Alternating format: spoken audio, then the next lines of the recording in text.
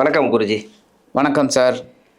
சுக்கிர பகவானுடைய பயிற்சி இந்த ஏப்ரல் மாதம் 20ஆம் தேதி வரக்கூடிய சுக்கிர பகவானுடைய பயிற்சி என்ன நட்சத்திரத்தில் ட்ராவல் பண்ணுறாரு அவர், அதனுடைய காரகத்துவம் என்ன அப்படிங்கிறது மட்டும் ஒன்று சொல்லிடுங்க. இந்த சுக்கிர பகவான் பயிற்சி பார்க்குறதுக்கு முன்னாடி ஆன்மீகம் ப்ளஸ் நேயர்கள் எல்லாருக்கும் ஜோதிட குருஜியின் இனிய வணக்கங்கள், வாழ்த்துக்கள், ஆசீர்வாதங்கள். இந்த சுக்கிர பகவான் அப்படிங்கிறது காலச்சக்கர தத்துவத்தின்படி 2-7க்கு அதிபதி. ரொம்ப அற்புதம். இப்போ சந்தோஷக்காரகன். அந்த வகையில் அவர் மேஷ ராசியை விட்டு விலகி இப்போ ரிஷபராசிக்கு வரப்போகிறார். ரிஷபராசி அப்படிங்கிறது அவரோட ஆட்சி வீடு. ஒவ்வொரு ராசிக்கும் ஒரு நல்ல நல்ல பலன்களை தான் கொடுக்க போகிறார். ஏன்னா சந்தோஷக்காரகன் 1-2 இடம் தான் கொஞ்சம் சுமாரான இது. மற்றபடி எல்லாருக்குமே இந்த உலகத்தில் ஜீவராசிகள் எல்லாமே சந்தோஷமாக இருக்கக்கூடிய ஒரு கிரகம் அப்படின்னு பார்த்தீங்கன்னா இந்த சுக்கிரன் தான். அந்த வகையில் அந்த சுக்கிரபகவான் ரிஷபராசியில் இருந்துக்கிட்டு என்னென்ன பலாபலன்களை கொடுக்க போகிறார் அப்படிங்கிறத நம்ம இப்போ பார்ப்போம். துலா ராசிக்கு ராசியாதிபதினு சொல்லக்கூடியவர், 8ஆம் அதிபதினு சொல்லக்கூடியவர் சுக்கிரன். இது 8ஆம் இடத்திலே ஆட்சி பலம் பெறப்போகிறார். இந்த சுக்கிர பகவான் இந்த துலா ராசிக்கு எப்படி இருக்கும்? துலாம் ராசி நேயர்கள் அப்படிங்கும்போதே இவங்களுக்கு ஒரு பிரச்சனை என்ன அப்படின்னா, இவங்க எல்லாமே சமநோக்காக பார்க்குறவங்க. நண்பர்கள் வட்டாரமும் ஜாஸ்தி. ஆனால் அந்த நண்பர்கள் விஷயத்துலேயும் இவங்க கரெக்டாக இருப்பாங்க. எவன் நல்ல நண்பன், எவன் இதாக இருக்கான் அப்படிங்கிறதெல்லாம் இவங்க ஜட்ஜ்மெண்ட் பண்ணுவாங்க. ஆனால் இந்த விஷயத்தில் பார்க்கும்போது இந்த ராசிநாதன் சுக்கிரன் அப்படிங்கும்போதே இந்த துலாம் ராசி நேயர்களுக்கு எப்போவுமே உடல் ஆரோக்கியத்தில் அவங்க கவனம் எடுத்துக்க மாட்டாங்க சாதாரணமாகவே. ஏன்னா ஜாலி. ராசிநாதன் அஷ்டமாதிபதியும் அவர் தான்.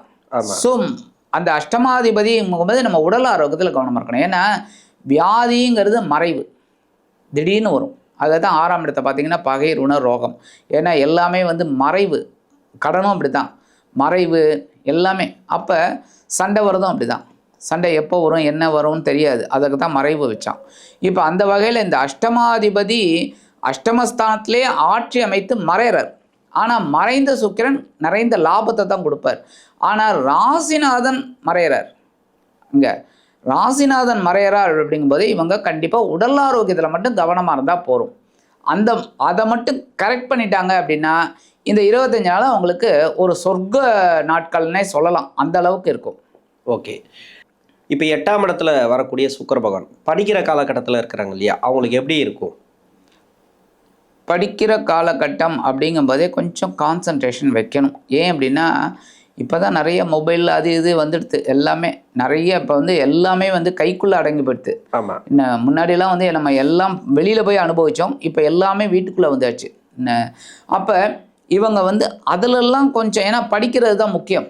ஏன்னா இப்போ குழந்தைகள் அப்படிங்கும்போதே சின்ன சின்ன குழந்தைகள் பார்த்திங்கன்னா விளையாட்டு என்ன, பட் அதில் தான் இருக்கணும். ஏன்னா அது உடல் ஆரோக்கியத்துக்கு விளையாட்டு தான். அதுக்காக தான் முதல்ல குழந்தைகளுக்கு விளையாட்டை கொடுத்தாங்க. அடுத்தது படிப்பு, அடுத்தது உத்தியோகம், திருமணம், குழந்தை பாக்கியம், அப்படியே போயின்னு இருக்கு. ஸோ இந்த சுக்கிரன் அஷ்டமஸ்தானம் அப்படிங்கும்போது மறைவுங்கும்போது சந்தோஷத்தை ஓரளவுக்கு வச்சுட்டு இவங்க படிக்கிறதுல கான்சன்ட்ரேட் பண்ணாங்கன்னா கண்டிப்பாக இந்த சுக்கிர பகவானோட அருள் கண்டிப்பாக கிடைக்கும். திருமணத்துக்கு உண்டான காலகட்டம் சரியாக இருக்குமா? இப்போ நிறைய பேர் முயற்சி பண்ணிட்டு இருக்காங்க. ஏன்னா குரு 9ஆம் இடத்துலேருந்து 10ஆம் இடத்துக்கு வரப்போகிறார். இந்த குரு பயிற்சி டைமில் தான் நிறைய பேருக்கு டிஸ்டர்ப் பண்ணிகிட்டே வருது.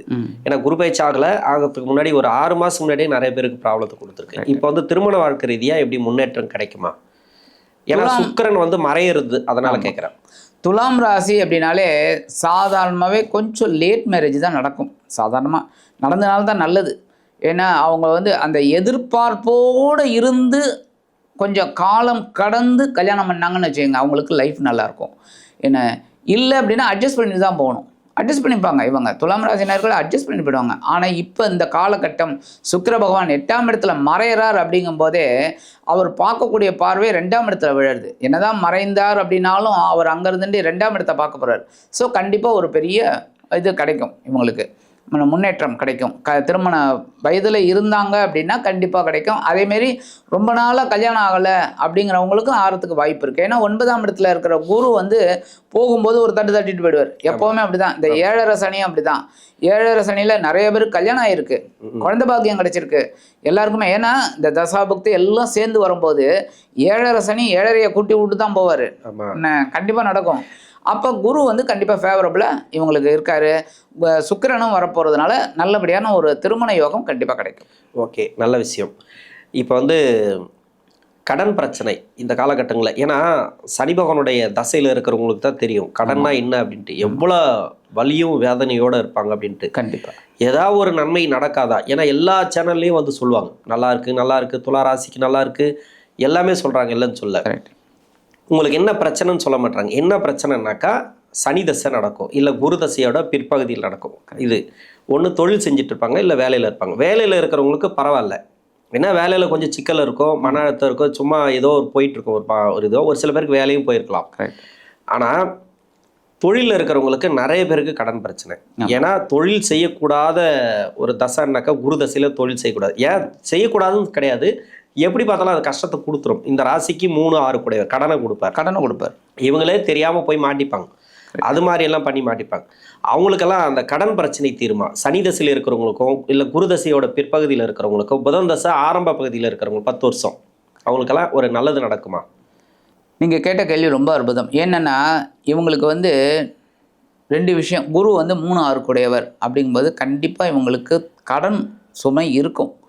கடன் சுமை குறையணும் அப்படிங்கும்போது பார்த்திங்கன்னா, அஷ்டமாதிபதி அஷ்டமராசியில் மறையறார் அப்படிங்கும்போதே ஓரளவுக்கு தனலாபம் எதிர்பாராமல் வரத்துக்கு வாய்ப்பு இருக்குது. இந்த எதிர்பாராத தனலாபம் அப்படின்னா என்ன அப்படின்னா, ஏற்கனவே ஒரு தொழிலில் யாருக்காவது கொஞ்சம் கொடுத்துருப்பாங்க பணம், அந்த பணம் வராதுன்னு நினச்சிட்டு இருப்பாங்க, அந்த பணம் வரத்துக்கு வாய்ப்பு இருக்குது. வராத பணம் வரத்துக்கு வாய்ப்பு இருக்குது. அப்போ இவங்க அதை வச்சு கொஞ்சம் டெவலப் பண்ணுறதுக்கு முயற்சி பண்ணலாம். 1.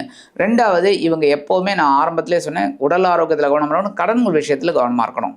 ஏன்னா எப்போவுமே கடன் அதிகமானாலே உடல் ஆரோக்கியம் பாதிக்கப்படக்கூடும். ஏன்னா பயம், வீண் பழி, அவமானம் இதெல்லாம் வந்துருமோங்கிற பயத்திலே. ஏன்னா பூர்வ புண்ணிய ஸ்தானாதிபதி சனி பகவான் 4, 5 கூடையவர் 6ஆம் இடத்துல மறைவுனாலும் அவரும் அந்த பகைருண ரோகஸ்தானத்தில் இருக்கார். ஸோ கடன்கள் விஷயத்தில் இவங்க கவனமாக இருந்தால் தான் சனி பகவானோட அனுகிரகம் கிடைக்கும். ஏன்னா உச்சமடைகிறார் சனி பகவான், இவங்க ராசியில் தான் உச்சம் அப்படின்னாலும் அந்த சனி பகவான் நீங்கள் சொல்ல மாதிரி இந்த செவ்வாய் நட்சத்திரத்தில் இருந்தார்னா என்ன பண்ண முடியும்? ஒன்றும் பண்ண முடியாது. அப்போ பிரச்சனைகள் அதிகமாகும். அப்போ இவங்க கவனமாக இருக்கிறது நல்லது கடன்கள் விஷயத்தில். மற்றபடி உத்தியோகத்தில் நீங்கள் சொல்ல மாதிரி நிறையா பேருக்கு குடைச்சல்லாம் இருக்குது, இல்லைன்னு சொல்ல முடியாது. பட் இவங்க கொஞ்சம் நெளிவு சுழிவெல்லாம் தெரியும் அப்படிங்கிறனால கொஞ்சம் அட்ஜஸ்ட் பண்ணிட்டு போனாலே வெற்றி. 1. 2வது, குரு மாறும்போது இவங்களுக்கு ஒரு மாற்றம் கொடுக்கறதுக்கு வாய்ப்பு இருக்குது. 2nd, தொழில் வியாபாரம் கண்டிப்பாக கடன் இவங்களுக்கு அதிகமாக தான் இருக்கும். ஏன்னா தொழிலை எப்படி அபிவிருத்தி பண்ணலாம், அதுக்கு எவ்வளோ லட்சம் ஆனாலும் கடன் வாங்கலாங்கிற ஒரு எண்ணம் இவங்களுக்கு எப்போவுமே இருக்கும். ஏன்னா ராசிநாதன் சுக்கிர பகவான். ஸோ அதெல்லாம் பண்ணலாம், பார்க்கலாம் அப்படிங்கிற மாதிரி வருவாங்க. ஸோ கடன்கள் விஷயத்தில் கொஞ்சம் இப்போ குறையறதுக்கு வாய்ப்பு இருக்குது. ஏன்னா கடனை திருப்பி கொடுக்கறதுக்கு ஒரு வருமானம் வரும். ஏன்னா குரு ஃபேவரபுளாக இருக்கார். இப்போ என்னதான் 3, 6 கூடைய அதிபதி அப்படின்னாலும் 9ஆம் இடத்துல இருக்கார். ஸோ வருமானம் வரும், அதை வச்சு கடன் அடைப்பாங்க. இப்போ லக்ன பாவ அடிப்படையில் லக்னத்துக்கு 4ஆம் அதிபதி சனியோடைய பார்வையில் மாட்டினா வேலை பிரச்சனை ஒரு சில பேர் கொடுத்துருக்கு. இன்னொன்று, இந்த சுக்கிரனே இப்போ சனி பார்வையில் மாட்டுறார். ஆமாம். வேலையில் இருக்கிறவங்களுக்கு எப்படி இருக்கும்? வேலையில் இருக்கிறவங்க கொஞ்சம் கான்சன்ட்ரேஷன் வேணும், அவ்வளோதான். மற்றபடி துலாம் ராசி அன்பர்கள் பார்த்திங்கன்னா சித்திரை சுவாதி விசாகம், சித்திரையும் கொஞ்சம் டேலண்டட் தான் சொல்லணும். சுவாதி அதை விட டேலண்டட், ஆனால் கொஞ்சம் ஒரு மாதிரி இருப்பாங்க. எப்படின்னா பார்க்கலாம் அப்படிங்கிற மாதிரி அந்த கேரக்டரை கொஞ்சம் மாற்றிக்கிட்டாங்கன்னா ரொம்ப நல்லது. ஏன்னா ராகு கொஞ்சம் அப்படியே பரவாயில்லங்கிற மாதிரி. விசாகம் பிரச்சனை இல்லை. அப்போ இவங்க இந்த உத்தியோகத்தில் இருக்கிறவங்க எடுக்கிற காரியத்தில் கவனமாக இருந்தாலே வெற்றி இவங்களுக்கு கண்டிப்பாக. பரிகாரம், இந்த துளாராசிக்கு உண்டான பரிகாரம் இந்த மாதத்தில் சுக்கிர பகவானுடைய பயிற்சிக்கு பண்ணால் நல்ல ஒரு மாற்றத்தை எதிர்பார்க்கலாம்னா என்ன பரிகாரம் பண்ணலாம்? கண்டிப்பாக இவங்க மகாலட்சுமி வழிபாடு தான் பண்ணணும். ஏன் அப்படின்னா இவங்க ராசிநாதனே அஷ்டமாதிபதியும் சுக்கிர பகவான் தான், 1, 8 கூடைய அதிபதி. ஸோ 8ஆம் இடத்துல மறையறாருங்கும்போது மறைந்த இன்பம் இவங்களுக்கு வரணும் அப்படின்னா மகாலட்சுமியை வழிபாடு. இந்த மகாலட்சுமி அப்படிங்கிறத விட குபேரலட்சுமியை வழிபாடு பண்ணுறது ரொம்ப விசேஷம். குபேரனும் இழந்த செல்வத்தை மீட்டு பண்ணியிருக்கார். அதனால் குபேரனை வழிபாடு பண்ணுறது ரொம்ப விசேஷம், குபேரலட்சுமி. அப்போ இந்த வழிபாடு பண்ணினாலே இவங்களுக்கு தினம்தோறும் பண்ணணும். ஓம் ஸ்ரீ லக்ஷ்மி குபேராய நமக அப்படின்னு சொல்லி வழிபாடு பண்ணினாலே ரொம்ப விசேஷம். இல்லையா ஓம் ஸ்ரீ குபேரலட்சுமியே நமக அப்படின்னு சொன்னாலும் ரொம்ப விசேஷம். இதை தினந்தோறும் ஒரு 27 தடவை சொல்லிட்டு வெள்ளிக்கிழமை இவங்களால் முடிஞ்ச ஒரு அன்னதானம் பண்ணுறது ரொம்ப விசேஷம். இதை பண்ணினாலே இந்த துலாம் ராசி நேயர்களுக்கு ஒரு பொருளாதாரத்தில் முன்னேற்றம் கண்டிப்பாக. இந்த சுக்கிர பகவான் அஷ்டமஸ்தானத்தில் மறைந்தாலும் மாற்றி அமைக்கிறார் அப்படிங்கிறதுனால கண்டிப்பாக ஒரு நிறைந்த ஒரு வாழ்க்கையை ஏற்படுத்தி கொடுப்பார் என்று கூறி விடைபெறுகிறேன். நன்றி. நன்றி.